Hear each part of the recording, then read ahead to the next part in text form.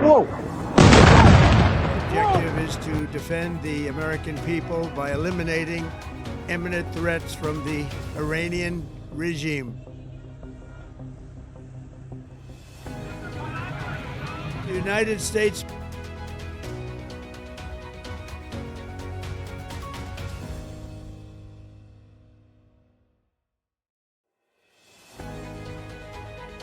This is not just another slowdown. This is not just another correction. If you think what's coming will look anything like 2008, you're already behind. A billionaire investor, someone who has seen multiple cycles, bubbles, crashes, just issued a warning. This crisis could be worse than 2008. And before you dismiss that as hype, look around you. The signals are not subtle anymore. They're everywhere. Stocks are moving like they're confused. One day green, the next day panic. Oil prices are unstable, reacting to every geopolitical tremor.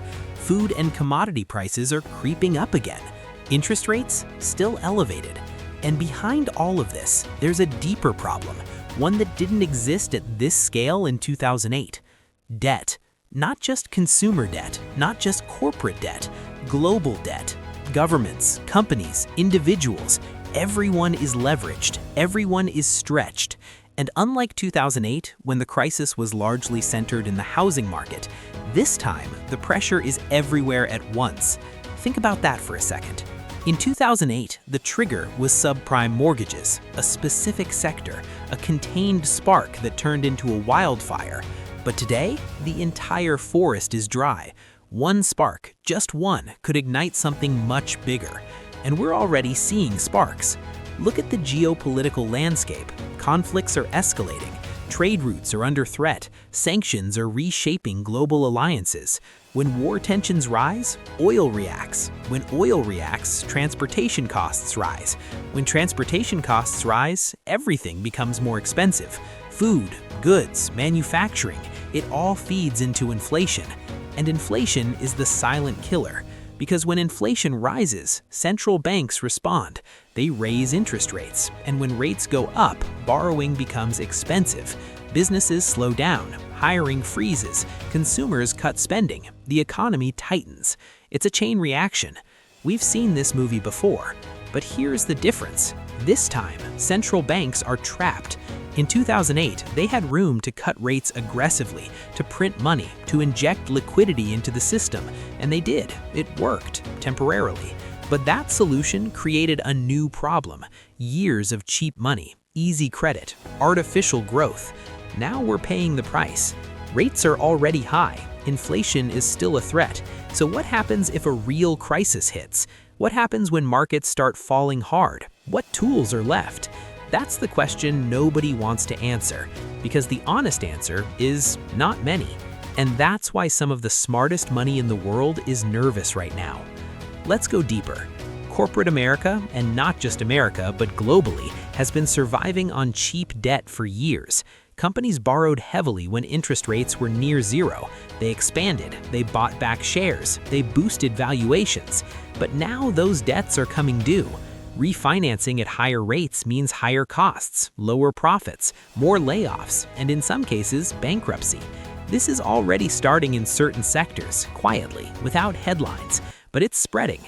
And then there's the consumer. Credit card debt is at record highs, savings are shrinking, people are spending more just to maintain the same lifestyle. That's not growth, that's survival. And when consumers crack, the entire economy feels it. Because the economy runs on confidence. Confidence to spend, confidence to invest, confidence in the future. And right now, that confidence is fragile. Let me be very clear. Fragile systems don't collapse slowly. They hold, they hold, they hold, and then suddenly they don't. That's how crises happen. And this is where history becomes important. In 2008, most people didn't see it coming. The warning signs were there. Rising defaults, inflated housing prices, but they were ignored. Why? Because things felt stable. Markets were still moving. Jobs were still there. Until they weren't. Lehman Brothers collapsed, banks froze, credit disappeared, and within weeks, the global economy was in chaos. Now ask yourself, are we seeing similar warning signs today? Overvalued assets? Yes. High debt levels? Yes. Geopolitical instability? Even more than before. Central banks with limited options? Absolutely. So when a billionaire investor says this could be worse than 2008, it's not just fear-mongering, it's pattern recognition. But let's go even further, because this isn't just about markets, this is about real-world impact. If a major crisis hits, you won't just see numbers falling on a screen, you'll feel it. Jobs will disappear, not gradually, suddenly. Companies will cut costs fast, hiring will freeze, layoffs will spike, and when people lose income, they stop spending. When spending stops, businesses suffer even more. It's a loop, a downward loop. Housing could be hit again, but differently this time. Not necessarily from bad loans, but from affordability.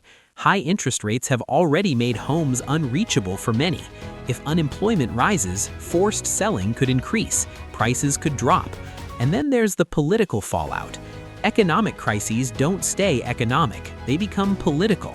Governments face pressure, policies change, elections shift, social unrest grows. We've seen this before, again and again. Economics and politics are not separate, they're deeply connected. And in a globalized world, one country's problem doesn't stay contained, it spreads fast. So what happens next? That's the question everyone is asking, and here's the uncomfortable truth. No one knows the exact trigger, but we can see the pressure building.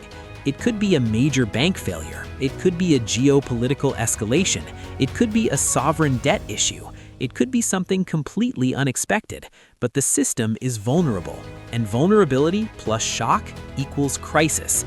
Now here's where it gets even more interesting and more important for you.